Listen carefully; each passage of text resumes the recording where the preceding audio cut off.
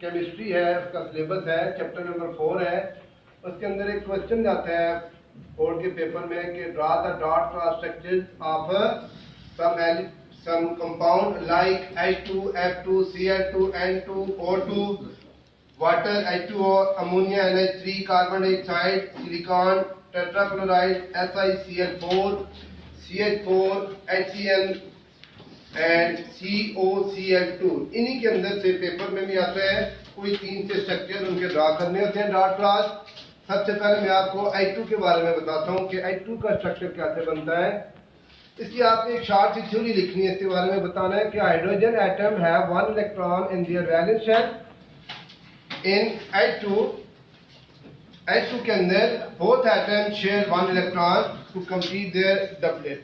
क्योंकि हाइड्रोजन के outermost shell में एक इलेक्ट्रॉन होता है, इसको एक इलेक्ट्रॉन की जरूरत है अपना आउटरमोस्ट शेल कंप्लीट करने के लिए, तो इसलिए वो दूसरे हाइड्रोजन एटम से एक इलेक्ट्रॉन शेयर करके अपना क्या करता है जी, डबलेट कंप्लीट करता है। तो हाइड्रोजन के वैलेंस इलेक्ट्रॉन आपने लगाना है एक हाइड्रोजन का डॉट की फॉर्म में, दूसरे हाइड्रोजन का इलेक्ट्रॉन आपने लगाना है क्रॉस की फॉर्म में, ठीक है।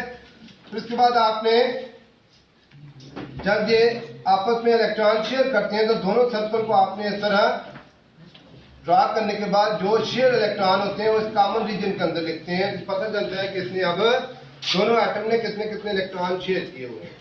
तो एक हाइड्रोजन ने डॉट, दूसरे हाइड्रोजन का क्रॉस, यानी कि 2 इलेक्ट्रॉन शेयर्ड है। एक हाइड्रोजन ने दिया, दूसरा दूसरे हाइड्रोजन ने। अगर हम इसकी सिंबल वाइज देखें तो हाइड्रोजन का एक इलेक्ट्रॉन, दूसरे हाइड्रोजन का दूसरा इलेक्ट्रॉन क्रॉस की फॉर्म में, तो क्या बनता है, ये आगे H2 का बॉन्ड बनता है।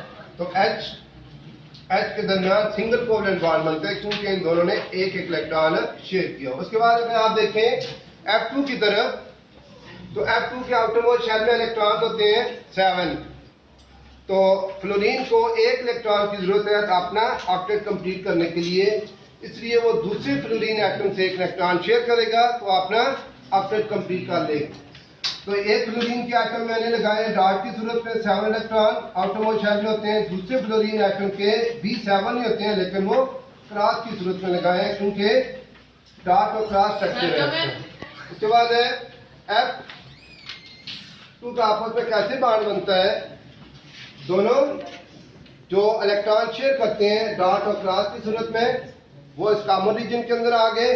अगर आप देखें तो ये इस फ्लोरीन में अपने 8 पूरे कर लिए, इसको देखें इसके भी 8 पूरे हो जाते हैं। इस तरह F2 के दरमियान जो है वो बॉन्ड सिंगल कोवलेंट बॉन्ड बनता है क्योंकि दोनों ने एक इलेक्ट्रॉन शेयर किया हुआ है। Thank you. नेक्स्ट